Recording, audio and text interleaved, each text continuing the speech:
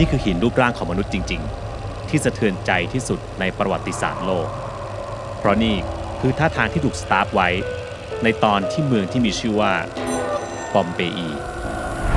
ถูกเท่าฐานภูเขาไฟวิสูเวียสที่ระเบิดเหมือนความโกรธของพระเจ้ากลืนกินทั้งเมืองในชั่วพริบตาผู้คนเสียชีวิตในท่าทางสุดท้ายของลมหายใจและถูกสตาร์ฟไว้คือต้องบอกว่าทุกร่างที่เจออยู่ในท่าที่แบบไม่ปกติดูทรมานดูแบบน่าสงสารอะทั้งบ้านเรือนร้านค้าทุกสิ่งทุกอย่างถูกลบหายไปจากแผนที่โลกแต่ใครจะรู้ว่าเมื่อเวลาผ่านมาเกือบ 2,000 ปีเมืองนี้ยังคงอยู่และมันหลับไหลอยู่ใต้ดินและยังคงสภาพที่สมบูรณ์มากๆคือตรงนี้มันเหมือนไซต์งานนิดนึงเพราะว่าเขาว่ายังคงขุดอยู่ยังมีการแบบสำรวจทางโบราณคดีอยู่นะฮะตรงเนี้ยแต่แค่ว่าตอนนี้ก็เป็นช่วงเวลาปกติก็เปิดให้ดูไปร่างของผู้คนที่ยังคงอยู่ในท่าทางสุดท้ายของชีวิตจนไม่น่าเชื่อว่ามันผ่านการเวลามายาวนานขนาดนี้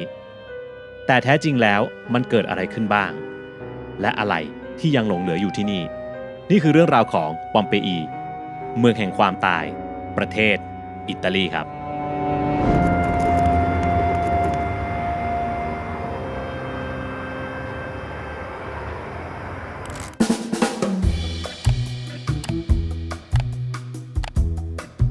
การมารถทริปในยุโรปเนี่ยนะครับการย้ายเมืองไปมาเป็นเรื่องปกติเลยซึ่งสิ่งหนึ่งครับที่ผมให้ความสำคัญกับการเดินทางแบบนี้คือกระเป๋าเดินทางยิ่งต้องเปลี่ยนที่นอนบ่อยขับรถข้ามเมืองแบบนี้กระเป๋าต้องคล่องตัวและจุของได้เยอะครับซึ่ง Baggage Luggage นะครับรุ่นวิลสันใบนี้ตอบโจทย์ฮะจะบอกว่าดีไซน์เขาเนี่ยคิดมาเพื่อนักเดินทางแบบเราแล้วนะอย่างเรื่องความจุใบนี้เขาทำเป็นดีไซน์แบบเปิดฝาหน้าขึ้นมาแบบนี้ครับข้อดีคือพื้นที่ด้านในมันลงลึกลงไปทำให้จุของได้เยอะขึ้นนะหรือถ้าไปเจอห้องพักที่ไม่ได้กว้างมากดีไซน์แบบนี้ช่วยประหยัดพื้นที่ได้เยอะนะแล้วไปยุโรปทั้งทีนะครับก็คงต้องมีของติดไม้ติดมือกลับมาบ้างใช่ไหมรุ่นนี้เขามีซิปขยายมาให้นะครับแค่รูดซิปตรงนี้ครับก็เพิ่มความจุได้แล้วเวลายกขึ้นหลังรถเนี่ยก็ง่ายหรือว่าลากไปไหนก็สบายฮะใครที่ต้องเดินทางบ่อยๆครับหรือว่ากำลังแพลนทริปยาวแนะนำเลยนะครับเขามีให้เลือกหลายสีนะหลายไซส์อย่างรอบนี้เนี่ยเราไปหลายวันก็เป็นไซส์29 นิ้วใครสนใจลองดูของจริงได้นะครับที่ห้างสรรพสินค้าชั้นนำหรือว่าสั่งออนไลน์ได้ง่ายๆเลยครับทุกช่องทางของ Baggage Luggage นะครับโอเคครับกระเป๋าพร้อมแล้วไปปอมเปอีกันเถอะสวัสดีทุกคนนะครับจากประเทศอิตาลีครับและนี่คือ Go and Go และผมอยู่ที่เมืองที่มีชื่อว่าปอมเปอีฮะ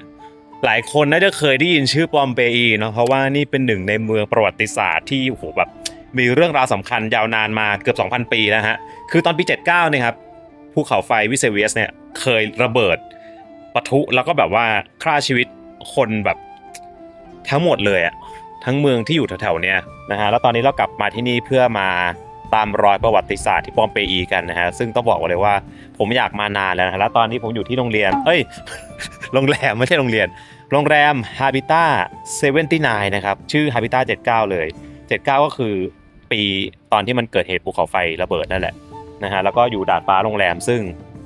มันเห็นภูเขาไฟด้วยฮะและนั่นคือภูเขาไฟครับวิเซเวียสซึ่งปัจจุบันนี้ทุกคนเห็นไหมฮะภูเขาไฟนี้ยังเป็นภูเขาไฟที่ยังมีชีวิตอยู่นะครับก็คือยังสามารถปะทุได้ใหม่นะ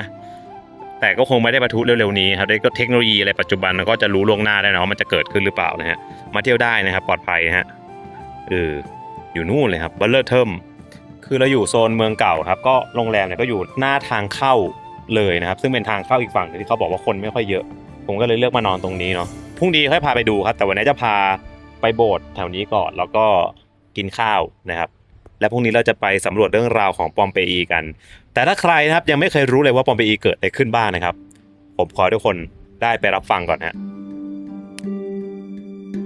ถ้าถามว่าเมืองไหนในโลกนะครับที่จะเล่าเรื่องราวของชาวโรมันได้ดีที่สุดครับหนึ่งในนั้นหนีไม่พ้นเมืองที่มีชื่อว่าปอมเปอีหลายคนอาจจะคิดว่านี่คือเมืองที่ชาวโรมันเนี่ยเป็นคนสร้างแต่จริงๆแล้วเนี่ยครับปอมเปอีมีจุดเริ่มต้นมานานกว่านั้นอีกนะเพราะว่าย้อนกลับไปในช่วงศตวรรษที่8ถึง6ก่อนคริสตกาลเนี่ยนะครับคนที่เข้ามาตั้งรกรากที่นี่เป็นครั้งแรกครับเป็นชาวพื้นเมืองทั่วไปเลยเพราะเขาเห็นว่าทำเลตรงนี้อยู่ใกล้ทะเลเหมาะกับการค้าขายและที่สำคัญคือดินดีมากอุดมสมบูรณ์สุดๆปลูกอะไรก็ขึ้นนั่นก็เพราะว่าดินตรงนี้มันเป็นดินภูเขาไฟนั่นเองนะและแน่นอนนะครับว่าพื้นที่อุดมสมบูรณ์ขนาดนี้ใครๆก็ต้องอยากครอบครองใช่ไหมปอมเปอีก็เลยโดนบุกมายึดครองครับแล้วก็เปลี่ยนมือบ่อยมากแต่แล้วท้ายที่สุดเมืองนี้ก็ถูกรวมเป็นส่วนหนึ่งของโรมันอย่างเต็มตัว ในช่วงเวลานี้เนี่ยแหละครับปอมเปอีเจริญถึงขีดสุดครับเป็นเมืองที่เป็นศูนย์กลางการส่งออกไวน์และน้ำมันมะกอกและเมืองนี้เคยมีคนอยู่อาศัยราว 20,000 คนเลยนะแล้วก็ในเมืองเขานะครับมีหลากหลายชนชั้นฮะมีประมาณ3กลุ่มหลักๆด้วยกันเป็นชนชั้นที่เป็นขุนนางเป็นเศรษฐีชนชั้นกลางที่เป็นพ่อค้าและชนชั้นสุดท้ายครับคือทาสนั่นเองฮะส่วนบริบทของปอมเปอีในยุคนั้นเนี่ยนะครับก็จะเป็นเหมือนกับเมืองตักอากาศของชาวโรมันเลยนะคือแบบพวกไฮโซคนรวยๆเนี่ยจะชอบมาสร้างบ้านไว้ที่ปอมเปอีกันถ้าเปรียบให้เห็นภาพง่ายๆนะครับถ้ากรุงโรมเป็นกรุงเทพปอมเปอีก็เป็นเหมือนพัทยาหรือภูเก็ตอะไรแนวนั้นนะมีความเจริญครับมีความบันเทิงมีทะเลมีชายหาดแต่ที่น่าเศร้าคือไม่มีใครรู้เลยครับว่าเมืองที่เจริญรุ่งเรืองขนาดนี้จะมีจุดจบที่กลายเป็นโศกนาฏกรรมที่ใหญ่ที่สุดครั้งหนึ่งของโลกยุคโบราณและหายนะครั้งใหญ่ที่สุดในหน้าประวัติศาสตร์ก็เกิดขึ้นในคศ79ครับทุกคนลองจินตนาการตามผมนะครับวันนั้นเนี่ยมันน่าจะเป็นแค่วันธรรมดาวันหนึ่งใช่ไหมที่ผู้คนยังใช้ชีวิตกันตามปกติแต่แล้วครับจู่ๆภูเขาไฟวิสูเวียสที่หลับไหลมาตลอดก็เกิดสั่นสะเทือนอย่างรุนแรงมีกลุ่มควันของเท่าฐานและเศษหินจากภูเขาไฟมหาศาลพุ่งขึ้นไปบนท้องฟ้าหลาย10 กิโลเมตรจนทำให้ท้องฟ้าในตอนกลางวันกลับมืดมิดเหมือนตอนกลางคืนแล้วก็หลายคนมักจะติดภาพจากในหนังใช่ไหมครับว่าปอมเปอีถูกทำลายเพราะลาวาที่ค่อยๆไหลมากลืนกินเมืองแต่ในความเป็นจริงแล้ววันนั้นไม่มีลาวาเหลวๆไหลลงมาสักหยดเลยนะครับแต่สิ่งที่ฆ่าชาวปอมเปอีจริงๆแล้วในทางธรณีวิทยาเราเรียกมันว่ากระแสไพโรคลาสติกอธิบายเห็นภาพง่ายๆครับมันคือมวลก๊าซร้อนเท่าถ่านและเศษหินที่เดือดจัดนะและมีอุณหภูมิสูงหลายร้อยองศาถล่มกวาดลงมาจากปากปล่องภูเขาไฟด้วยความเร็วระดับพายุเฮอริเคนและเมื่อความร้อนมหาศาลนี้ครับพัดมาถึงตัวเมืองมันไม่มีใครวิ่งหนีทันครับผู้คนจำนวนมากเสียชีวิตแทบจะทันทีแบบไม่ทันได้ตั้งตัวหลังจากมวลความร้อนเนี่ยนะครับกวาดล้างทุกชีวิตในชั่วพริบตาเท่าฐานมหาศาลเนี่ยก็ตกลงมาทับถมฝังกลบทุกสิ่งทุกอย่างลึกตั้งแต่4 เมตรไปจนถึง6 เมตรและแช่แข็งช่วงเวลาสุดท้ายของพวกเขาเอาไว้และลบชื่อเมืองปอมเปอีให้หายสาบสูญไปจากโลกนานนับพันปี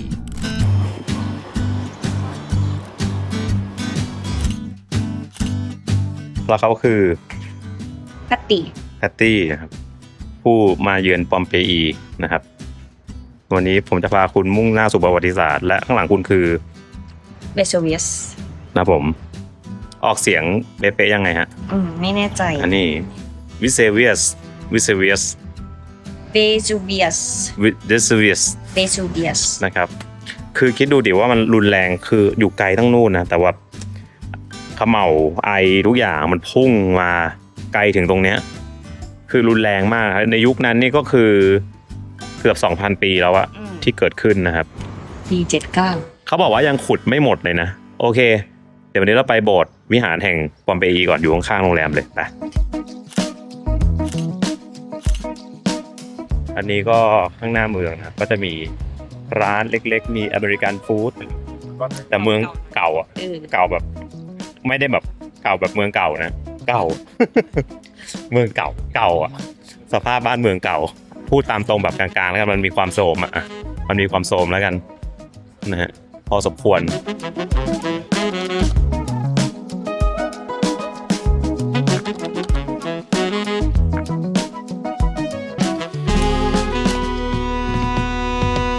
เขาบอกว่านี่เป็นหนึ่งในโบสถ์ที่ชาวอิตาลีมาแสวงบุญเยอะที่สุดนะฮะข้างหน้าเราเป็นจัตุรัสนะครับจัตุรัสประจำเมืองก็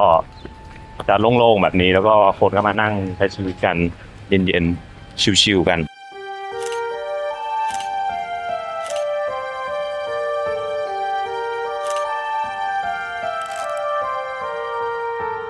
หลายคนอาจจะคิดว่าปอมเปอีเนี่ยเป็นเมืองที่ตายไปแล้วนะครับแต่รู้ไหมครับว่ารอบๆซากเมืองโบราณเหล่านี้มันกลับเต็มไปด้วยบ้านเมืองที่เป็นฝั่งเมืองใหม่ครับเป็นจุดที่เป็นเหมือนกับสัญลักษณ์สำคัญของปอมเปอียุคใหม่คือที่นี่คือวิหารซันตูอาริโอเดปอมเปอีครับเรื่องราวของวิหารนี้ครับต้องเล่าย้อนกลับไปถึงชายผู้ก่อตั้งวิหารนี้ขึ้นมาเขามีชื่อว่าบาโตโลลองโกครับก็ต้องบอกเลยครับว่าช่วงวัยรุ่นเนี่ยเขาเคยหลงเข้าไปเกี่ยวข้องกับลัทธิเร้นลับและการบูชาซาตานจนชีวิตตกต่ำเต็มไปด้วยความทุกข์และความสิ้นหวังแต่ในที่สุดครับเขาก็กลับตัวกลับใจหันหน้าเข้าหาศาสนาคริสต์และอุทิศชีวิตที่เหลือเพื่อสร้างวิหารแห่งนี้ขึ้นมาในปลายศตวรรษที่19โดยสิ่งที่เป็นไฮไลท์ของวิหารนี้ก็คือภาพวาดของพระแม่มารีแห่งโรซารีครับทุกคนรู้ไหมครับว่าสตอรี่ของภาพนี้ไม่ธรรมดานะมันเริ่มจากการที่ บาโตโลเนี่ยต้องการภาพวาดพระแม่มารีเนี่ยมาไว้ที่โบสถ์แต่ติดที่เขาเนี่ยไม่มีเงินฮะไปมาเนี่ยครับเขาก็เลยไปได้ภาพวาดเก่าๆนี้มาจากร้านขายของเก่าแต่อีกที่มาก็คือบอกว่าเขาได้มาจากแม่ชีคนหนึ่งในสภาพที่เก่าและโทรมมากและด้วยความที่ว่าภาพมันใหญ่และไม่มีรถขนเนี่ยครับเขาก็เลยต้องฝากภาพวาดนี้มากับเกวียนของชาวนาที่ใช้ขนปุ๋ยคอกและหลังจากนั้นครับเขาก็เอารูปเนี่ยมาบูรณะและประดิษฐานเรียบร้อยใช่ไหมมันก็เกิดเรื่องราวปาฏิหาริย์หลายอย่างครับว่ากันว่ามีคนขอพรให้ตัวเองหายจากโรคที่ป่วยแล้วหายจริงๆฮะซึ่งเรื่องนี้ครับก็เป็นที่เรื่องลือไปทั่วอิตาลีนะครับทำให้ภาพเนี่ยครับที่มาจากรถขนปุ๋ยเนี่ยกลายเป็นสิ่งศักดิ์สิทธิ์ที่ผู้คนเนี่ยต้องมาสักการะกันสักครั้งนั่นเอง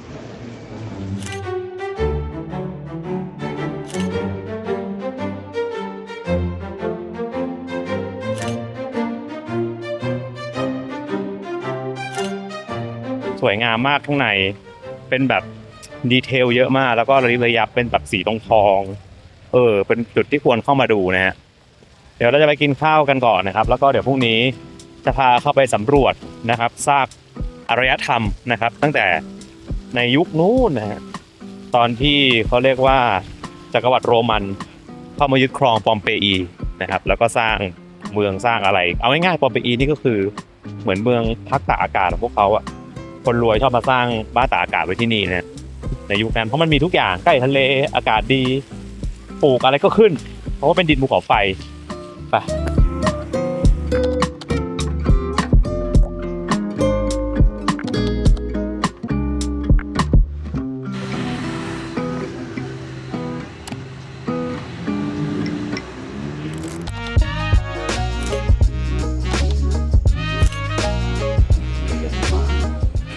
ถูกต้องเลย รสชาติถูกต้อง ถูกต้องเลย แล้วเราพยายามเสิร์ชหาร้านที่แบบเป็นแบบร้านรสชาติญี่ปุ่น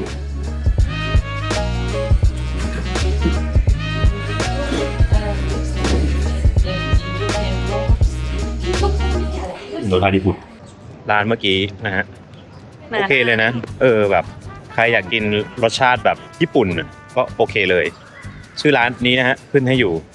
ก็ตอนเย็นนะครับคนก็ออกมาเดินเล่นกันนั่งดูพระอาทิตย์ตกดินชิลๆก็เดี๋ยวคืนนี้เราจะไปพักผ่อนพรุ่งนี้เช้า 9 โมงเราจะเข้าตั้งแต่เปิดเลยเพราะพรุ่งนี้วันเสาร์ด้วยคนเยอะใช่แต่เขาบอกว่าวันอาทิตย์มันเยอะกว่าเพราะว่าวันอาทิตย์เขาให้เข้าฟรีใช่ตอนแรกในแผนจริงจะเข้าวันอาทิตย์ด้วยแต่เขาบอกว่าอิตาลีเนี่ยเหมือนรัฐบาลมันเขาเลยว่าพวกแบบโบราณสถานมิวเซียมอะไรพวกเนี้ยเขาจะต้องเปิดให้เข้าฟรีวันนึงคือวันอาทิตย์เพราะนั้นคนก็จะรอเข้าวันนั้นกันเยอะมากอะไรอย่างเงี้ยเพราะมันเข้าฟรีคนก็น่าจะมหาศาลเราก็เลยสลับวันเพื่อมาเสียตังค์เข้าคือไม่ใช่อะไรฮะไม่ได้เกี่ยวกับเสียไม่เสียกันคือเราอยากถ่ายสะดวกแค่นั้นเองคนเยอะแล้วมันถ่ายยากใช่ผมเคยไปสุสานจินซีฮ่องเต้ตอนช่วงวันหยุดคนจีนพอดีผมไม่ถ่ายได้ เหนื่อยมากโอเคฮะไป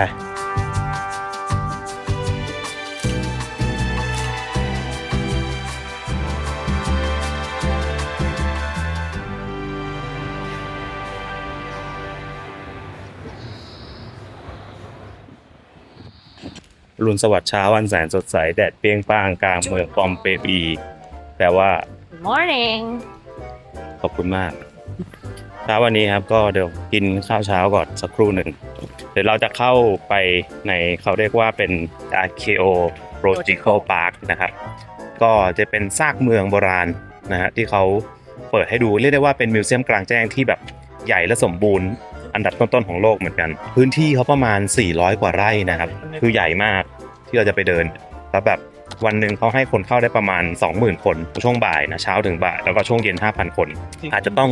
รีบเดินไปนิดนึงแต่ว่าจริงๆเราจองมาล่วงหน้าแล้วคือเขาแนะนำให้ซื้อก่อนถ้าเกิดว่าช่วงไหนนักท่องเที่ยวเยอะจริงมันอาจจะเข้าไม่ได้แต่ตั๋วจะไม่ขายเพิ่ม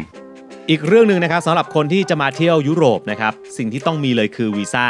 แล้วถ้าเกิดว่าเราต้องไปทำเองเนี่ยครับหลายคนก็อาจจะรู้สึกว่าเอกสารมันยุ่งยากใช่ไหมและยิ่งถ้าใครเนี่ยนะครับศึกษาไม่ละเอียดนะครับก็อาจจะเสี่ยงที่จะยื่นผิดพลาดได้นะเพราะฉะนั้นครับถ้าอยากได้ง่ายๆนะฮะก็ให้บริษัทที่เขารับทำวีซ่าจัดการให้ครับอย่างรอบนี้ครับเราให้ทาง Advice Education นะครับจัดการให้เลยครับซึ่งทาง Advice Education เขามีประสบการณ์มากกว่า10 ปีและยังมีบริการทำวีซ่าท่องเที่ยวทั่วโลกแบบครบวงจรเนี่ยนะตั้งแต่ให้คำปรึกษานะครับตรวจเอกสารยื่นวีซ่าและติดตามสถานะไปจนถึงตอนวีซ่าอนุมัติเลยนะครับ ซึ่งถ้าใครมีแผนจะไปเรียนต่อต่างประเทศนะครับที่นี่ก็เป็นศูนย์แนะแนวการเรียนต่อต่างประเทศด้วยนะถ้าใครสนใจนะครับสามารถติดต่อได้เลยครับตามช่องทางออนไลน์หรือว่าเบอร์โทรของทาง Advice Education ได้เลยครับนี่ที่เราขึ้นอยู่ตอนนี้เลย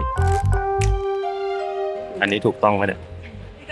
เขาจะให้แมปนะ You already have ticket. yes Which ticket you? Viva ticket Okay, Viva ticket is general entrance. You can enter also from here in front. Inside you have no information and no internet. In the house you have numbers like this. If you don't want to go with the guide, you have two options. There are the audio guide or there is a booklet. Same information, same map that tells you where is the best. คือตรงที่เรามามันไม่ใช่เมน entrance นะครับแต่ถ้าเรามีตั๋วแล้วอะก็คือ Viva ticket ที่ซื้อมาออนไลน์จะเข้าประตูนี้ได้ แต่ถ้าไม่มีเหมือนจะต้องไปซื้อประตูนู้นมั้งถ้าเข้าใจไม่ผิดนะแล้วก็เขาก็บอกว่ามีทัวร์ไปวิกเซเวสบนปากป่องด้วยแต่เราคิดว่าไม่น่าได้ไปนะไม่น่าทันแล้วก็เมื่อกี้ซื้อไกด์บุ๊กมาเล่มหนึ่งเผื่อแบบเปิดอ่าน บอกข้างในไม่มีอะไร ไม่คิดว่ามีนะคิดว่ามีนะหรอมันตัดสัญญาณหรอ ไม่รู้ ขนาดนั้นเลยอ่ะโอเคเดี๋ยวไปดูกัน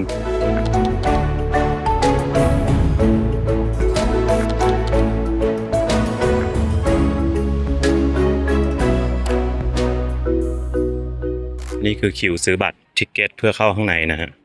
ยาวมากแนะนำฮะซื้อมาเลยเท่านั้น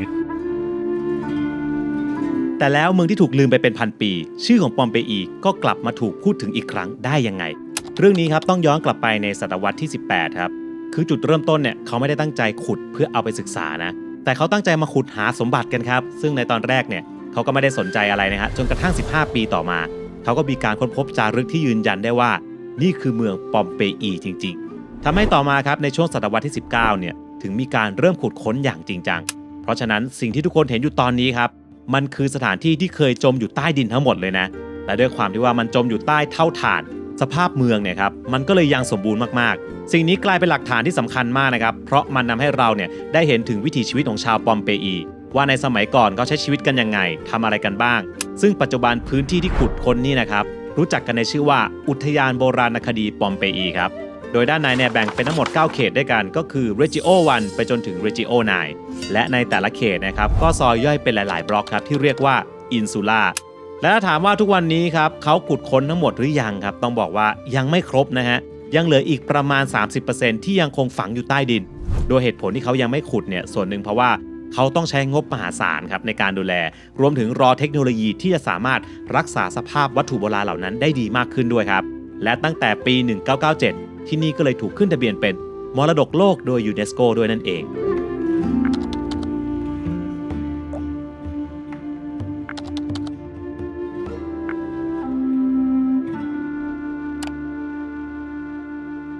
จุดแรกที่เราจะไปถึงนะครับก็คือลานประลอง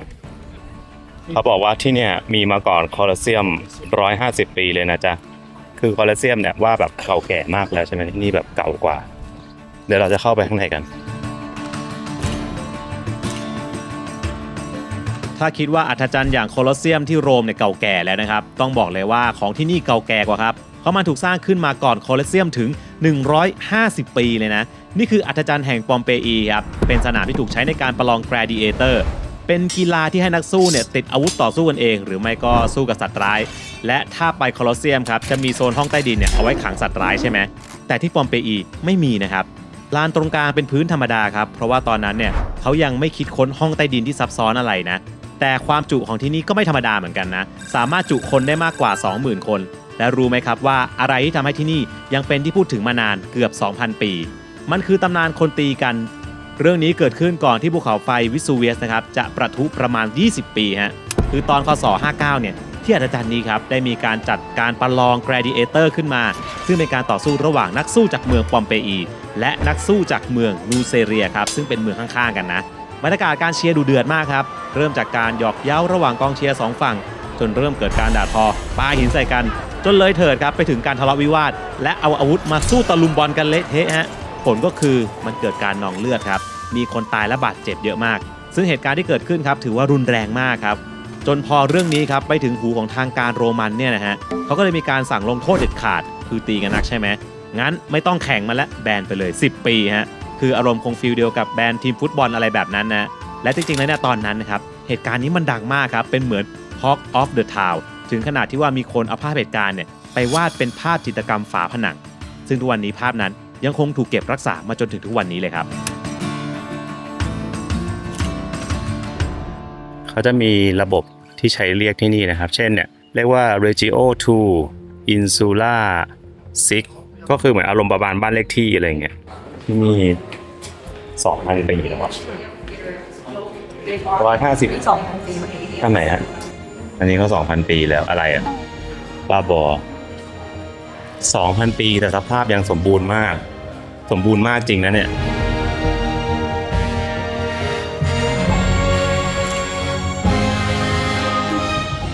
จากคอนเสิร์ตพอดีอะไรครับเนี่ย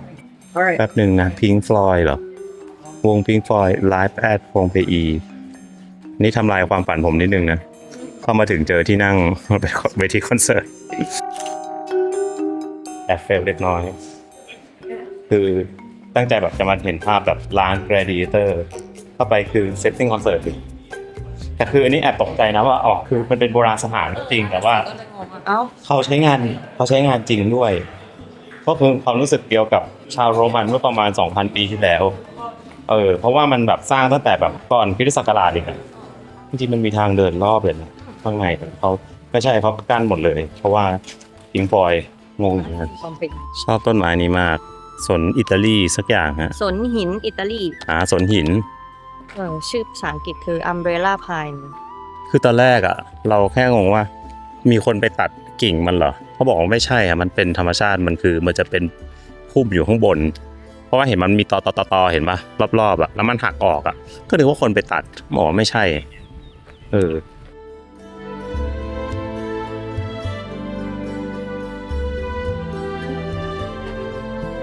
นี่ทางเข้าอีกทางแต่ว่า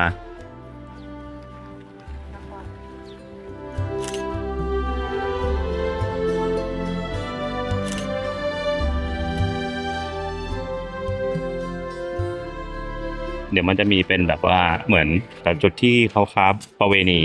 ละกันนะก็คือเป็นซ่องแหละเขาจะมีภาพสไตล์แบบอีโรติกแบบเนี้ยแตะอยู่แล้วเขาบอกว่านั่นไม่ใช่เพื่องานศิลปะนะครับมันคือเมนูก็คือเวลากาลาสีเรืออะไรมาเที่ยวเลือกได้ว่าจะเอาท่าไหนก็คือจิ้มจากรูปภาพเดี๋ยวเราจะมีเดินไปตรงนั้นกันแล้วสรุปคือไอ้ลานประลองผมดูได้แค่นี้ฮะ ที่เหลือโดนกั้นเป็นบีทท็อปปอมเปอีอะไรก็ไม่รู้ว่าอีเวนต์คือโดนกั้นไว้จัดอีเวนต์ทุกคนเซ็งบ้าบอ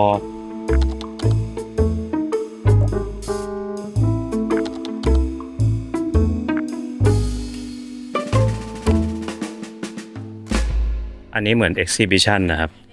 เขาบอกว่าอันนี้ advice for visitor นะครับที่มันจะเป็นสเปซสำหรับโชว์รูปร่างของเหยื่อจากเหตุการณ์ภูเขาไฟระเบิดปอมเปอีระหว่างที่มีการขุดค้นเมืองปอมเปอีเนี่ยนะครับมีการค้นพบร่างของผู้เสียชีวิตมากกว่า 1,000 คนเลยนะและสิ่งที่กลายเป็นภาพจำของเมืองนี้ครับคือร่างของชาวปอมเปอีที่เหมือนถูกหยุดเอาไว้ในวินาทีสุดท้ายของชีวิต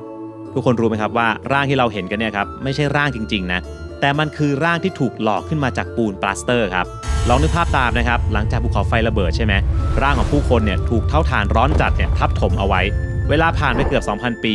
เนื้อเยื่อมันย่อยสลายไปจนเหลือแค่กระดูกครับแต่สิ่งที่ยังคงเหลืออยู่คือโพรงครับเป็นช่องว่างที่มีรูปร่างท่าทางของคนเหล่านั้นฮะทีนี้แหละครับนักโบราณคดีเนี่ยก็เลยคิดวิธีสุดอัจฉริยะขึ้นมาพวกเขาเนี่ยนะครับเทปูนปลาสเตอร์เหลวครับลงไปในโพรงและพอปูนแข็งตัวเนี่ยก็ค่อยๆขุดชั้นเท่าฐานออกนะครับสิ่งที่ปรากฏขึ้นมาคือรูปร่างของผู้คนในวินาทีสุดท้ายของชีวิตนั่นเองครับซึ่งเหมือนกับถูกหยุดเวลาเอาไว้จริงๆนะและสิ่งที่มันน่าขนลุกก็คือเราจะเห็นได้แม้กระทั่งรอยยับของเสื้อผ้าครับท่าทางที่พวกเขาเนี่ยพยายามปกป้องตัวเองหรือแม้แต่สีหน้าที่เห็นถึงความหวาดกลัวในช่วงเวลาสุดท้ายและสิ่งที่เขาเจอในปอมเปอีไม่ได้มีแค่ร่างของผู้คนเท่านั้นนะครับมีสิ่งของอีกมากมายที่อยู่ในวันเกิดเหตุยังคงถูกเก็บรักษาไว้จนถึงตอนนี้ไม่ว่าจะเป็นเครื่องประดับเครื่องเงินเครื่องใช้ในชีวิตประจำวันหรือแม้แต่ขนมปังก้อนที่ถูกอบเอาไว้เมื่อเกือบ 2,000 ปีก่อนก็ยังคงสภาพให้เราได้เห็นแบบนี้ครับและถ้าอยากเห็นของจริงทั้งหมดแบบใกล้ๆนะครับเราสามารถไปดูได้ที่นี่เลยครับอันนี้มีกระโหลกอยู่ด้วย คือเหมือนกระดูกมันไม่ได้พังไงมีแค่เนื้อที่ย่อยสลายโอเคว่าอันนี้เป็น cast of young female นะครับเขาบอกว่าน่าจะอายุประมาณ13 ถึง 19 ปีคือแบบอยู่ในท่ากำลังแบบปกป้องตัวเองอะไรเงี้ยเอามือแบบปิดหัวปิดอะไรอย่างเงี้ยน่าสงสารมาก เมื่อกี้เขาพูดหนูก็เลย พูดว่า แบบอยู่ในท่าที่แบบว่ากำลังติดจมูกไม่ให้แก๊สเข้า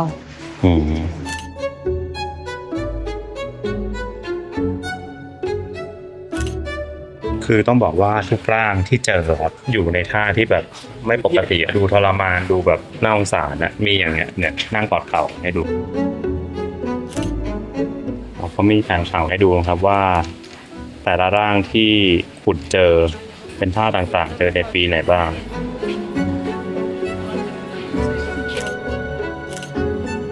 โอ้ร่างนี้น่าสนใจมีเหมือนมีเด็กอยู่บนตักด้วยเขาบอกว่าผู้ชายอายุประมาณ20นะครับเด็ก5 ขวบแต่ว่าแขนของเด็กหายไปนะคือเหมือนได้ไม่ครบส่วนนี้คือเด็กเลยเขาตีว่าประมาณ3 ขวบนะครับนี่คือตอนเจอนะอ๋อมาทรงอย่างนี้แล้วเขาค่อยเจาะแล้วใส่ปูนปัตเตอร์เข้าไปเพราะว่าข้างในมันเหมือนจะกลวงนะครับบางส่วนที่เจอเป็นเหมือนแบบโครงกระดูกอย่างนี้เลยนะอันนี้ก็คือหนึ่งในร่างที่โด่งดังเพราะว่าเป็นเหมือนคนกอดกันคือตอนแรกที่เขาเจอเนี่ยเขาเข้าใจว่าเป็นผู้หญิง2 คนนะครับแต่ตอนหลังมีการพิสูจน์ DNA ปรากฏว่าเป็นผู้ชายนะฮะนี่เป็นประตูเจอกระทั่งประตูนะครับโอ้แล้วมันก็ยังอยู่มาจนถึงปัจจุบันเนาะอันนี้น่าจะเป็นอารมณ์ประมาณรูปปั้นนะครับที่เจอเหมือนกันแล้วจริงๆนี่มันก็คือมิวเซียมกลางแจ้งที่แบบทุกอย่างคือสถานที่จริงอ่ะตอนแรกผมเข้าใจว่าร่างแคสต่างๆนะครับจะอยู่ตรงพิพิธภัณฑ์ซึ่งอยู่ประตูหน้าสุดนะแต่ปรากฏว่าเขามาอยู่ตรงนี้เลยนะครับก็แอบงงเหมือนกันว่าทำไมมาอยู่ตรงนี้นะ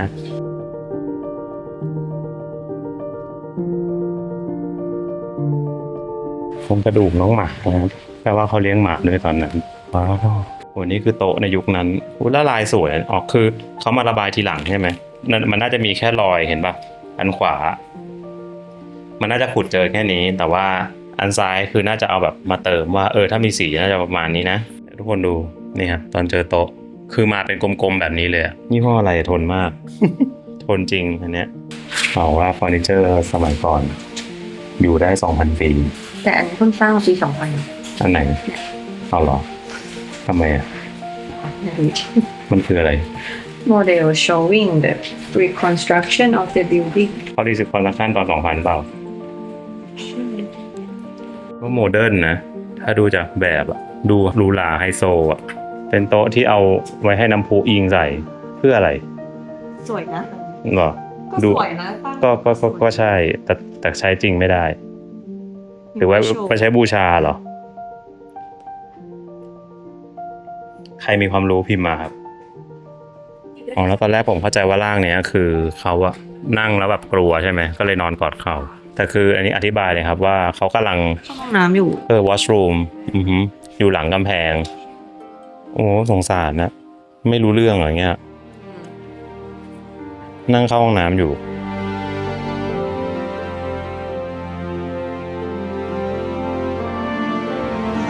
ขนมปังยังรอคาร์บอนไนซ์โดเปอีแล้วมันก็โดนไอความร้อนนั้นก็แข็งเป็นหินเงี้ยหรอ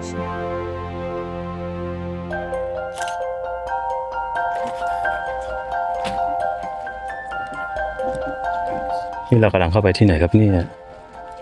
สวนเหรอนี่ปืนเขาทำเป็นโมเสกแต่แบบโมเสกแบบหยาบๆหน่อยเขาก็ไม่ให้เราเหยียบนะโอ้มันยังอยู่แบบนี้เลยเหรอการที่ซากเมืองมันยังอยู่แบบนี้แต่เขาน่าจะมาทำเพิ่มนะฮะเพราะว่าหลังคาไม่น่าจะใหม่ขนาดนี้แต่ตัวเนี่ยเมืองคือยังอยู่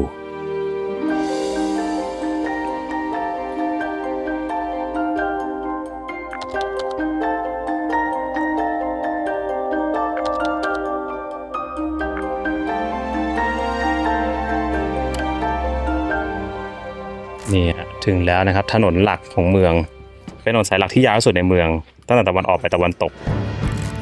รู้ไหมครับว่าระบบจราจรที่เราคิดว่ามันเพิ่งมีมาเมื่อไม่กี่ร้อยปีมานี้เนี่ยนะครับจริงๆแล้วในยุคโรมันเขามีการจัดการเรื่องนี้แล้วเหมือนกันนะและถ้ามาที่ปอมเปอีทุกคนสามารถเห็นได้จากถนนเส้นนี้เลยมีชื่อว่าเดลลับบอนดันซา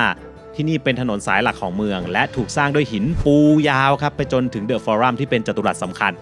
ซึ่งตรงนี้เนี่ยแหละเป็นทางสำหรับรถม้าฮะส่วนด้านข้างที่ยกสูงขึ้นเนี่ยก็เป็นทางเท้าอารมณ์แบบฟุตบาทเลยแบบเนี้ยแล้วรู้ไหมครับว่าชาวโรมันเนี่ยเขามีทางม้าลายแล้วนะครับแต่ไม่ได้เป็นทางขาวดำแบบที่เรารู้จักนะมันจะเป็นหินก้อนใหญ่ๆวางเรียงบนถนนแบบนี้ซึ่งเขาเนี่ยต้องสร้างยกสูงขึ้นมาจากถนนแบบนี้เพราะว่าในสมัยก่อนเวลาคนในเมืองเนี่ยเขาจะทิ้งขยะเทน้ำเสียหรือว่าทิ้งมูลสัตว์นะเขาจะเททิ้งตรงถนนนี่แหละครับดังนั้นเนี่ยเพื่อให้เดินแล้วไม่เลอะเนี่ยเขาก็เลยทำหินพวกนี้ขึ้นมาเพื่อให้เดินข้ามอีกฝั่งหนึ่งได้และนอกจากจะเป็นทางม้าลายแล้วหินพวกนี้ยังทำหน้าที่แบ่งเลนรถม้าด้วยนะครับถ้าสังเกตจะเห็นว่าเขาทำช่องระหว่างหินเนี่ยให้พอดีกับรถม้าวิ่งผ่านได้และถ้ามีหิน3ก้อนแบบนี้ก็คือ two way ครับรถม้าวิ่งสวนกันได้และถ้าเป็นถนนเส้นเล็กๆครับจะมีหินก้อนเดียวเป็น one way ครับวิ่งทางเดียวนั่นเองนะเป็นไงทุกคนเขาเจ๋งกันมาตั้งนานแล้วนะฮะและชื่อถนนนะครับอย่างเดลลับบอนดันซานะครับมีความหมายว่าถนนแห่งความอุดมสมบูรณ์มาจากในอดีตที่นี่เป็นเหมือนกับย่านการค้าสำคัญของเมืองเต็มไปด้วยผู้คนที่พลุกพล่านนะครับมีร้านขายขนมปังร้านไวน์แล้วก็อาหารต่างๆแถมยังเป็นที่ตั้งของโรงงานโรงอาบน้ำและที่อยู่ของชนชั้นสูงแต่ที่เจ๋งไปกว่านั้นก็คือตามกำแพงของบางตึกริมถนนนี้มันจะมีข้อความภาษาละตินที่เขียนด้วยสีอยู่ครับสงสัยไหมครับว่ามันคืออะไรทุกคนต้องนึกไม่ถึงแน่นอนครับเพราะมันคือป้ายหาเสียงครับคือข้อความส่วนใหญ่เนี่ยจะเป็นการโปรโมทชื่อผู้สมัครนี่แหละอารมณ์คล้ายๆกับการเลือกตั้งในยุคปัจจุบันนะและอีกหนึ่งในจุดที่เป็นไฮไลท์ของถนนเส้นนี้เลยครับคือน้ำพุสาธารณะเป็นน้ำพุที่มีรูปแกะสลักของเทพีอบันดันเซียครับเป็นเทพีแห่งความอุดมสมบูรณ์จนกลายเป็นที่มาของชื่อถนนนั่นเองเขาบอกว่าน้ำก็จะมาจากท่อประปาดึงมาจากภูเขานะครับให้ชาวปอมเปอีใช้น้ำสะอาดดื่มฟรีตลอดว่ากันว่าเคยมีจุดที่เป็นเหมือนกระโถส้วมสาธารณะให้คนมาฉี่เพื่อเอาฉี่ไปซักผ้าชาวโรมันใช้ปัสสาวะในการซักผ้าและฟอกหนังเพราะแอมโมเนียในปัสสาวะช่วยกำจัดคราบไขมันได้นะครับแต่ชุดเหม็นแน่นอน เหม็นแน่ๆเขาก็อาจจะมีสิ่งที่เรียกว่าคล้ายๆผงซักฟอกนั่นแบบว่าใช้แค่ไม่รู้อะแต่คิดว่าสมัยก่อนมันคงเหม็นเพราะว่าสิ่งปฏิกูลเขาก็จะมาโยนปล่อยลงตรงกลางลานนะแล้วให้ไหลลงนะเดี๋ยวเราลองไปดูกันนะแล้วถนนคือตะปุ่มตะป่ำเหมือนกันนะอันไหนคือทางม้าลายนะมีร้านค้าได้เหรอและเราก็เจอแล้วนะครับทางม้าลายโบราณเป็นทางม้าลายของแท้เรามาลองข้ามทางม้าลายโบราณเร็วไปฮะ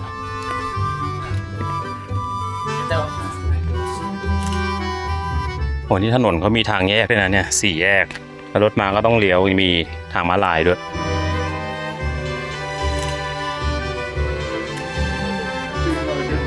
โอ้นี่คือสีมันยังอยู่เลยเนี่ย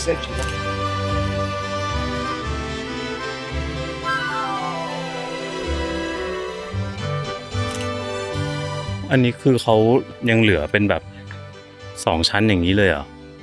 หรือว่ามาทำใหม่แต่อันนู้นทำใหม่แน่ๆทำหลังคาปิดเดี๋ยวเราจะเข้าไปดูลูปาน่ากันลูปาน่าแปลว่าหมาป่าตัวเมียเป็นคำแสดงหมายถึงโสเภณีแต่ว่าใช่ในนี้ไหมนะไม่รู้ลองเดินไปดูก่อนโครงกระดูกเหรอยังแบบสดๆใหม่ๆหมายถึงว่ายังไม่ได้แกะออกจากหินผมอะเพิ่งเข้าใจแมปที่เขาให้มาหลังจากนั่งดูสักพักหนึ่งก็คือเขาไม่เขียนนะครับว่า 2 hour เนี่ย 2 hour basic itinerary เนี่ยคือเหมือนกับว่าถ้าคุณมีเวลา2 ชั่วโมงก็ดูแค่นี้พออันสีดำว่า Regio 2 สิ่งสำคัญสุดๆแต่ถ้ามีเวลา4 ชั่วโมงก็จะเพิ่มสีส้มมาแต่ถ้ามีเวลา6 ชั่วโมงครึ่งวันให้ดูสีเหลืองดูให้หมดเลยอะไรอย่างนั้นซึ่งตอนนี้เราแอบหลงทางนิดหน่อยเรางงว่าอันที่เราหาอยู่ตรงไหนแล้วอะไรอะไหเก็บถ้าจะเก็บไวน์อะไรอย่างงี้ป่ะไม่รู้เหมือนกันคือมันสมบูรณ์มากเลยอะขุดขึ้นมาคือยังแบบใช้งานได้อะเฟอร์นิเจอร์สมัยก่อนทนนะอุปกรณ์ต่างๆเสาโรมันที่แบบยังดูสมบูรณ์มากๆแล้วเขาก็ค้ำมันขึ้นมาใหม่คือตรงนี้มันเหมือนไซต์งานนิดนึงเพราะว่าเขาว่ายังคงขุดอยู่ยังมีการแบบสำรวจทางโบราณคดีอยู่นะฮะตรงเนี้ยแต่แค่ว่าตอนนี้ก็เป็นช่วงเวลาปกติก็เปิดให้ดูไปแล้วก็เนี่ย หนึ่งในงานศิลปะตั้งแต่ยุคโรมันไบเซนไทน์เลยมาเวลาเห็นโมเสกแล้วชอบมากคือเคยไปพิพิธภัณฑ์โมเสกที่ตูนิเซียแล้วแบบ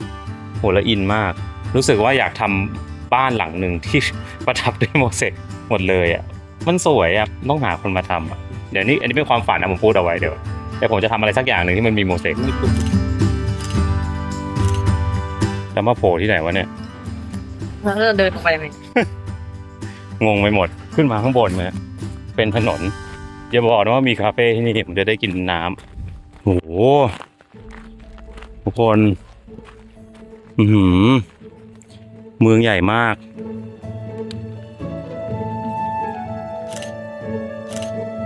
อ๋อที่นี่เป็นร้านนะครับมีคาเฟ่พักสักนิดคือข้างบนเนี่ยฮะมีร้านขายแซนด์วิชขายทุกอย่างร้านเดียวก็คือทุกคนรุมอยู่ที่นี่หมดส่วนใหญ่ประชากรที่นี่กินเบียร์นะครับกินเบียร์อย่างจริงจังปกติเบียร์เนี่ยกินให้อบอุ่นครับแต่คนที่นี่คือกินให้สดชื่นก็คือกินในทุกโอกาสแหละจริงๆแล้วขอแค่มันเย็น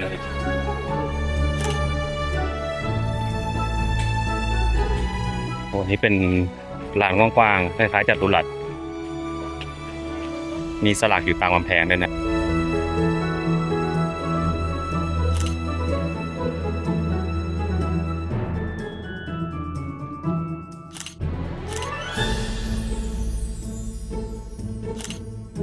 นี่คือสีมันยังมีอยู่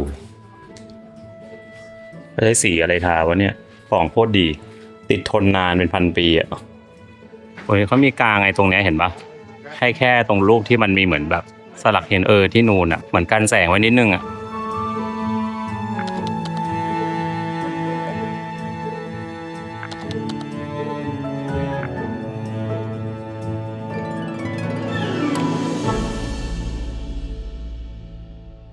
นี้เราเข้าซอยมานะครับถนนเขาก็ยังออกแบบเป็นเหมือนเดิมเนาะรถม้าวิ่งแล้วก็มีหลายทางคือต้องบอกว่าฟุตบาทเนี่ยมีตั้งแต่สมัยโบราณแล้วอะข้างหน้าเดี๋ยวจะไปลูปาน่าแล้วนะครับที่บอกว่าเป็นเหมือนหอนางโรมอะฟิลนั้น ในยุคชาวโรมันคำว่าลูปานะในภาษาละตินเนี่ยมีความหมายว่าหมาป่าตัวเมียแต่รู้ไหมครับว่าในขณะเดียวกันเนี่ยคำนี้ก็เป็นคำแสดงครับในการเรียกหญิงโสเภณีด้วยเหมือนกัน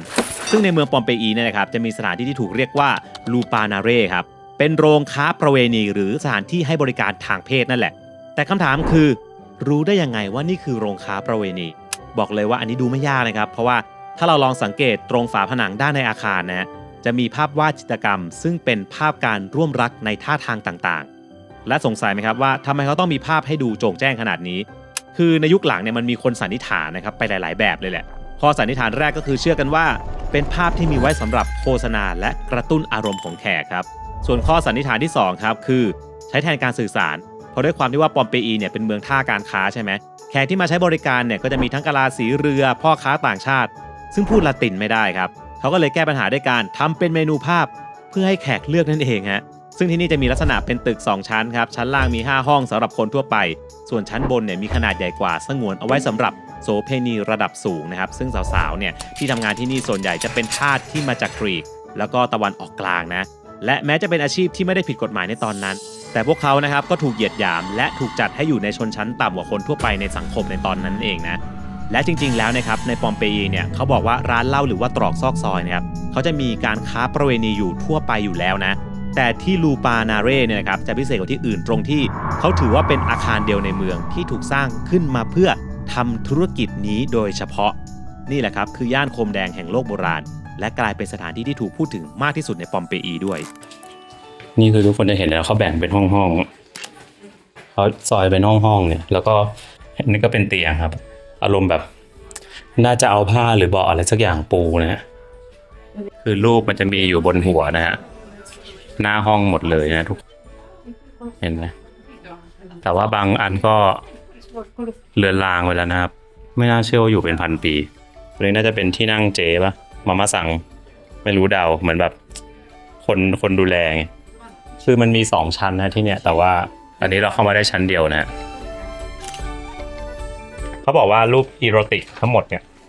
มันมีเรื่องราวอย่างนี้นะเหมือนเคยตอนแรกสมัยก่อนเขาเคยขุดมาแล้วก็เจอมาแล้วก็เป็นภาพอีโรติกซึ่งในยุคนึงมันถือว่าแบบไม่ดีงามอะไรเงี้ยเขาก็เลยแบบฝังกลับไปเหมือนเดิมอะไรเงี้ย ไม่รู้เคยอ่านมานะครับแล้วก็ค่อยมาขุดในยุคหลังคือต้องบอกว่าในสมัยก่อนนะครับยุคโรมันอะไรเงี้ยก็คือโสเภณีเป็นอาชีพปกติทั่วไปแต่ส่วนใหญ่เขาบอกเขาจะเป็นทาสนะครับก็คือมีเจ้านายซึ่งเงินที่หาได้ส่วนใหญ่ก็ให้เจ้านายหมดมั้งเขาก็มีหน้าที่แค่ทำงานใช่มีหน้าที่แค่ทำงานก็มีอยู่มีกินก็คือเป็นทาสถูกซื้อมาทาสผู้ชายก็จะมีไปทำงานรับใช้ไม่ก็ไปเป็น gladiator ไปสู้ทาสผู้หญิงก็มาทำอาชีพเป็นขายบริการอะไรอย่างเงี้ยหรือไม่ก็เป็นสาวรับใช้ที่บ้านอะไรเงี้ยก็แล้วแต่นี่ก็คือลูปาน่านะครับหรือง่ายๆว่าเป็นซ่องนั่นแหละในยุคของปอมเปอีในยุคโรมัน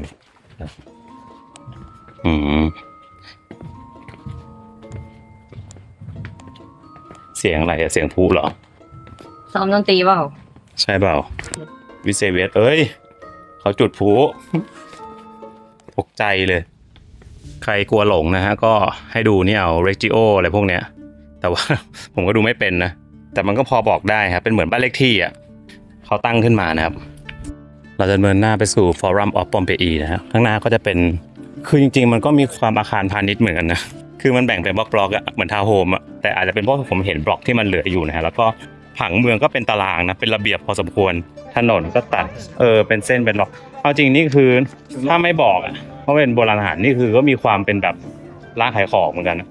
อาคารพาณิชย์ที่แบบเป็นบล็อกอ่ะเดี๋ยวเราจะเดินไปข้างหน้านะครับเป็นฟอรัม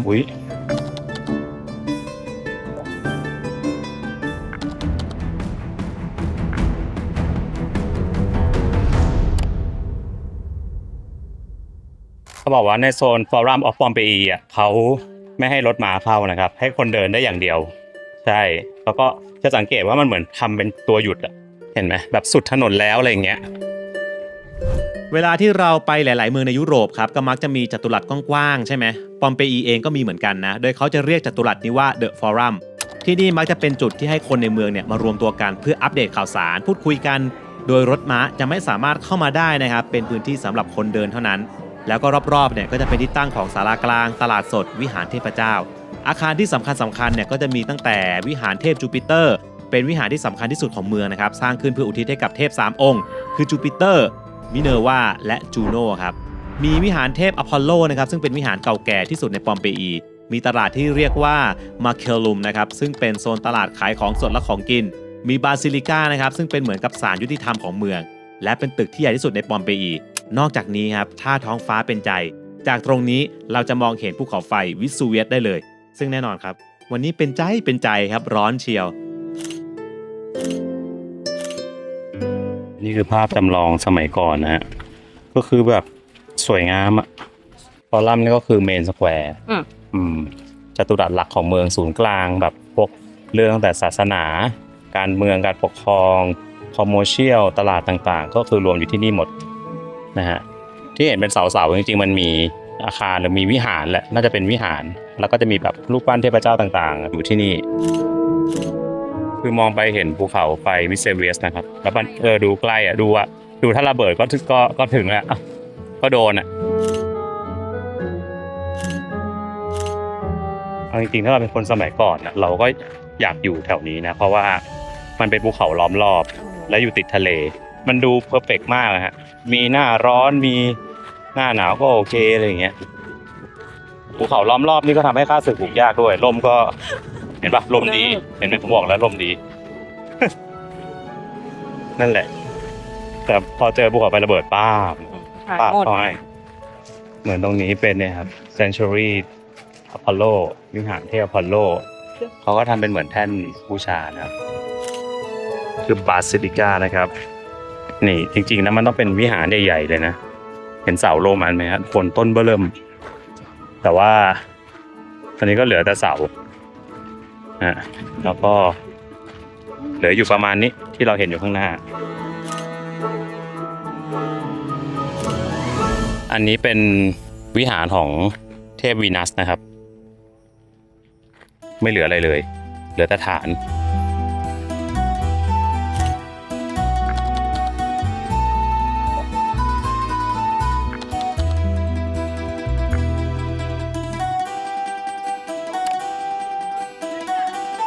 อันนี้เป็นเหมือน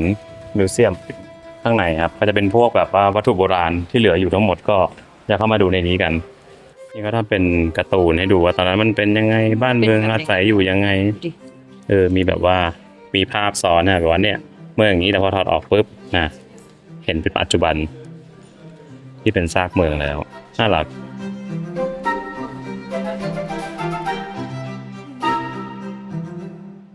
นี่ยังมีร่างอยู่แต่ว่าบางส่วนตรงนี้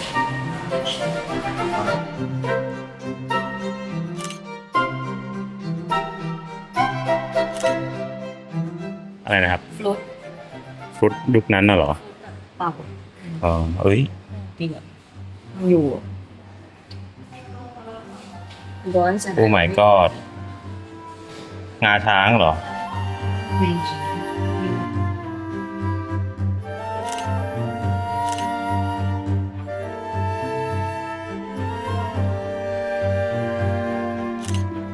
อะไรนะครับ อันนี้มีเงินพวกเงินได้ใช้ในตอนนี้ อ๋อ โอเค โหนี่เงินโบราณเหรอเนี่ยสมัยนั้นเขามีเหรียญที่สลักเป็นหน้าแล้ว ไม่เหมือนสีอันนั้นเป็นมาร์เบิล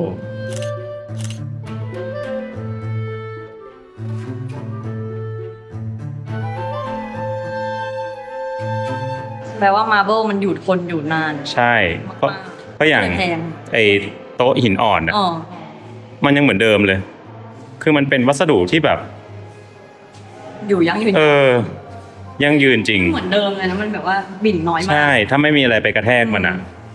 มันก็คือเหมือนเดิมเลย ใช่ไหมหินลาวาอ่ะเป็นก้อนๆออกมาปั้น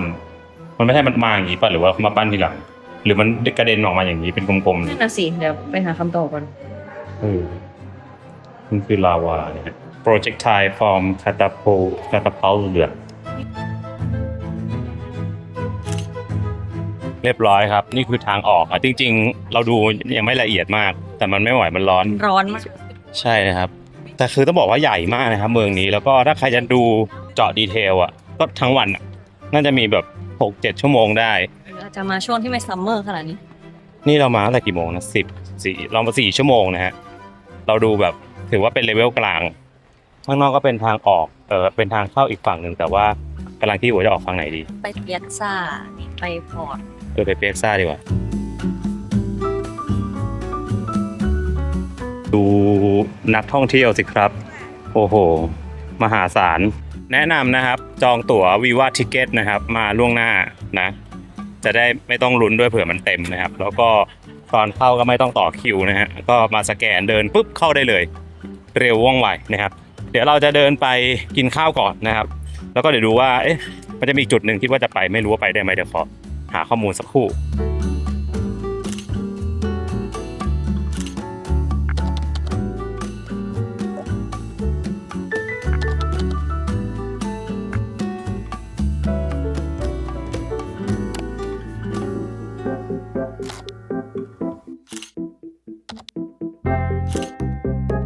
ฟองเบเล่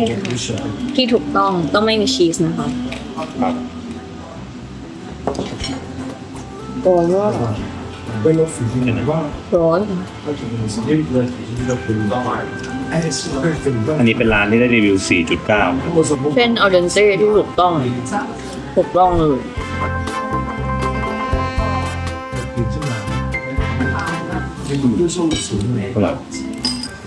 อร่อยดี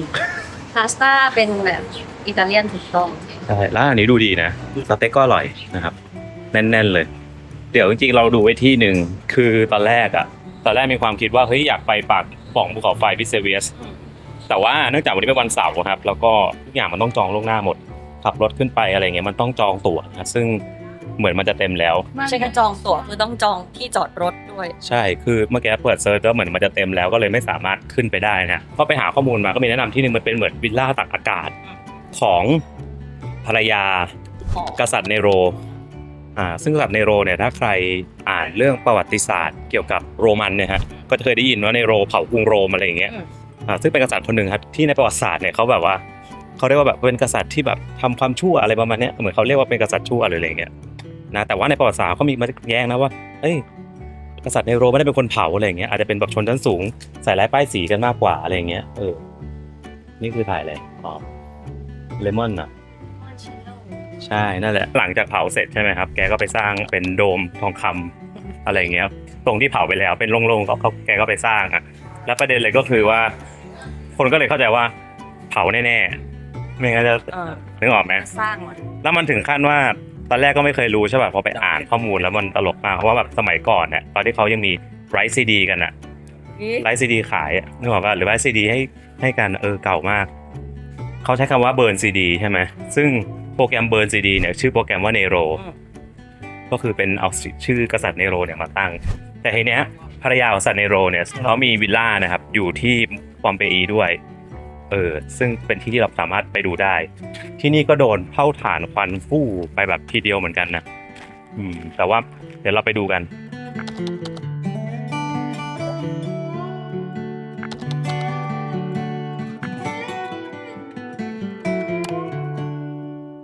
ที่นี่คือวิลล่าป๊อปเปเอนะครับก็คือเป็นแบบอย่างที่ผมเล่าให้ฟังแต่มันดูเหมือนเปิดป่าววะเนี่ยเขามีที่จอดของเขานี่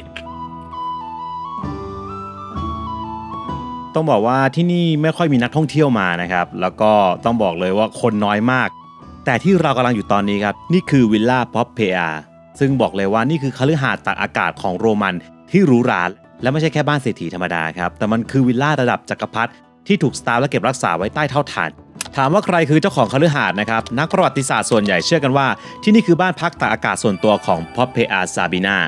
พระมเหสีองค์ที่2ของจักรพรรดิเนโรนะครับจักรพรรดิผู้โด่งดังและอื้อฉาวที่สุดองค์หนึ่งของจักรวรรดิโรมันเพราะเพอาเนี่ยไม่ใช่ผู้หญิงธรรมดานะครับถูกบันทึกไว้ว่าเป็นสตรีที่มีสิริโฉมงดงามเย้ายวนฉลาดและหรูหราและทะเยอทะยานที่สุดนะฮะต้องบอกเลยว่าเป็นสตรีที่ทรงอิทธิพลผู้อยู่เบื้องหลังบัลลังก์ตำนานนี้เล่านะครับว่าเธอรักสวยรักงามถึงขั้นต้องอาบน้ำด้วยนมลาทุกวันเพื่อผิวพรรณเต่งตึงฮะแต่ชีวิตของสตรีคนนี้กลับจบลงอย่างน่าสลดใจนะครับตามบันทึกโบราณระบุว่าเธอเสียชีวิตจากการถูกจักรพรรดิเนโรนะครับเตะเข้าที่ท้องขณะกำลังตั้งครรภ์ครับกลับมาที่ความสำคัญของสถานที่แห่งนี้กันต่อนะครับวิลล่าพอเพอาไม่ได้สำคัญแค่เคยเป็นที่พักของคนดังเท่านั้นนะแต่มันคือเพชรเม็ดงามทางโบราณคดีนะครับที่สะท้อนเห็นถึงไลฟ์สไตล์ขั้นสุดของมหาเศรษฐีและชนชั้นสูงของโรมันในยุคโบราณจุดเด่นนะครับก็คือจิตรกรรมฝาผนังหรือว่าภาพเฟรสโกนะครับซึ่งเป็นภาพวาดฝาผนังที่ยังคงสีสันสดใสและสมบูรณ์มากๆศิลปินโรมันเนี่ยใช้เทคนิคการวาดภาพลวงตานะครับวาดมิติหลอกสายตาให้ผนังทึบๆเนี่ยดูเหมือนมีหน้าต่างมีเสาหินมีประตูทะลุออกไปเห็นวิวสวนแล้วก็นกที่อยู่ด้านนอกได้นะถือว่าเป็นศิลปะ3มิติในยุคโบราณเลยนะครับผมนอกจากนี้ครับสเกลวิลล่าเนี่ยยังใหญ่มโหฬารแบบสุดโต่งเลยนะที่นี่มีโรงอาบน้ำส่วนตัวครับมีสวนที่กว้างนะครับและที่พีคสุดคือสระว่ายน้ำขนาดยักษ์ที่ยาวถึง61เมตรต้องบอกเลยว่าใหญ่มากๆครับแต่เรื่องที่น่าแปลกคือในตอนที่ภูเขาไฟวิเซเวสระเบิดและพ่นเท่าฐานลงมาฝังกลบเมืองเนี่ยนะวิลล่าหลังนี้กลับไม่มีคนอยู่เลยครับนักโบราณคดีครับพบร่องรอยว่ามันกำลังถูกปิดเพื่อซ่อมแซมครั้งใหญ่จากเหตุการณ์แผ่นดินไหวเมื่อหลายปีก่อนนั่นเองครับโอเคตั๋วคนละ8 82 16นะครับเขาบอกว่ามาที่เนี่ยจะไม่มีคนเลย ไม่มีจริ ซึ่ ง ง ไม่มีจริงๆด้วย ที่เข้ามายังแบบต้องซื้อตั๋วกันนะ หมุนไม่มีใคร เงียบจริง แต่ว่าที่นี่คือเป็นยูเนสโกเลยนะมันคือเป็นวิลล่ามีคนอยู่แต่น้อยแค่นั้นเองเมื่อกี้โดนคนเดินข้างในคือป๊อปเปเอเนี่ยครับก็เป็นภรรยาของกษัตริย์เนโรกับป๊อปเปเอเนี่ยก็เคยมาพักอยู่ที่นี่เนาะเป็นแบบต่างอากาศอะไรเงี้ยเขาบอกว่านี่เป็นหนึ่งในภาพตั้งแต่ยุคนั้นนะที่ยังสมบูรณ์มากอันนึงของอิตาลีเลยครับซึ่งเดี๋ยวอยู่ข้างในเดี๋ยวเราไปดูกันตกใจมีคนยืนอยู่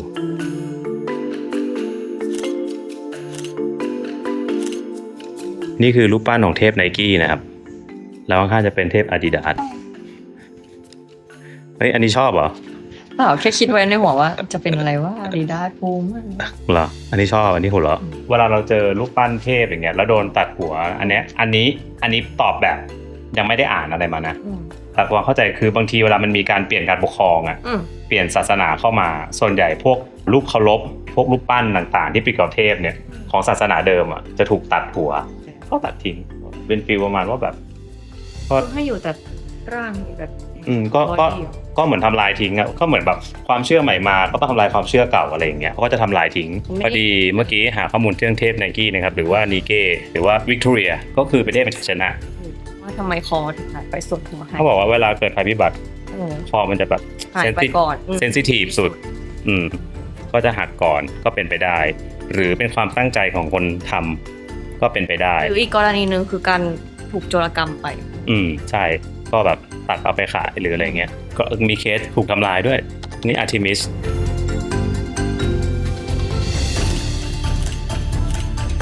โอ้เป็นโถงใหญ่มากบนเพดานตามกำแพงครับก็จะมีงานศิลปะบางอย่างอยู่แต่ว่าก็พังไปเยอะแหละ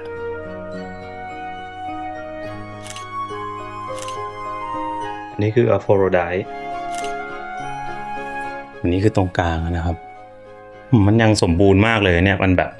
โครงสร้างต่างๆเดินเข้ามาแล้วไฟติดเองตกใจตอนแรกมืดๆอยู่ดีๆระบบเซนเซอร์เนี่ยโอ้ภาพยังแบบเยอะมากครับอันนี้คือว่าสมบูรณ์มากเลยนะหันไปดูทุกคนเห็นไหมคือภาพวาดอะไรนะครับที่อยู่ตามกำแพงเนี่ยยังอยู่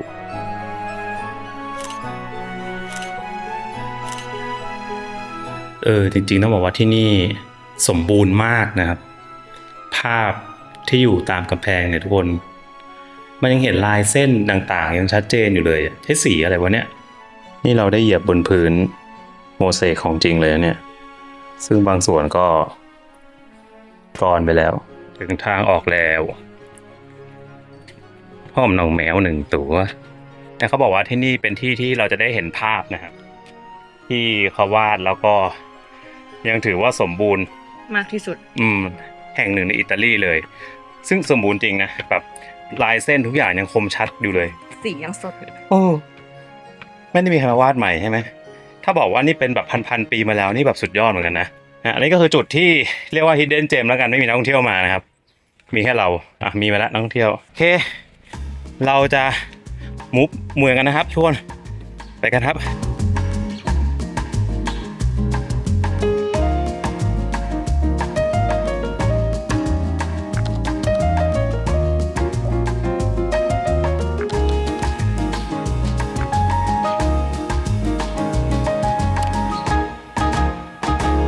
เรียบร้อยครับตอนนี้เราย้ายเมืองมาอยู่นาโปลีใช่เนเปิลนะครับนอนห้องติดทะเลวิวสวยงามนะฮะโอเคนี่ก่อนจากกันไปเรามาปิดเช็คกันสักหนึ่งทีโอเคทุกคนก็จบแล้วนะครับนี่คือมาเมืองที่ผมเรียกได้ว่าจริงนะนี่คือหนึ่งในเมืองในฝันที่ผมอยากมานะครับคือปอมเปอีนะเพราะว่าเด็กๆเนี่ยเคยอ่านหนังสือแล้วก็เคยแบบดูหนังอะไรเงี้ยก็รู้สึกว่าอยากมาเห็นของจริงนะครับแล้วก็ปรากฏว่าของจริงมันยิ่งใหญ่อลังการมากนะถ้าใครชอบประวัติศาสตร์นะครับก็มาตามรอยกันได้ครับที่ปอมเปอีนะฮะประเทศอิตาลีนะมีเรื่องราวมากมายให้คุณได้เจาะลึกนะครับเต็มไปหมดเลยนะครับก็เดี๋ยวเราจะเดินทางกันต่อนะครับส่วนใครชอบคลิปนี้อย่าลืมนะครับกดไลค์กดแชร์กด Subscribe แล้วไปอุดหนุนร้านข้าวมันไก่เก๋ามันไก่มันเนื้อนะครับที่ถนนจันทร์นะครับแล้วก็สาขาใหม่เร็วๆนี้นะฮะโอเคเดี๋ยวเราไปแล้วนะครับบ๊ายบายและตอนนี้นะครับถ้าใครกำลังดูใน YouTube อยู่นะครับเรามี Membership นะครับเปิดให้ทุกคนเนี่ยเข้ามาสมัครกันแล้วนะคุณจะได้รับเป็นอีโมจิพิเศษที่ใช้ได้เฉพาะสมาชิกและมี Loyalty Badge นะครับซึ่งเป็นชาวบ้านวิลสันนะครับซึ่งแต่ละอันนะครับจะไม่เหมือนกันนะก็จะบอกว่าคุณเป็นผู้สนับสนุนเรามาแล้วกี่เดือนนะครับและเดี๋ยวในอนาคตครับเราอาจจะมีคอนเทนต์พิเศษนะครับสำหรับ Member ด้วยครับก็รอติดตามกันนะเพราะฉะนั้นนะครับใครอยากสนับสนุนเรากับทีมงานครับไปกดสมัครเลย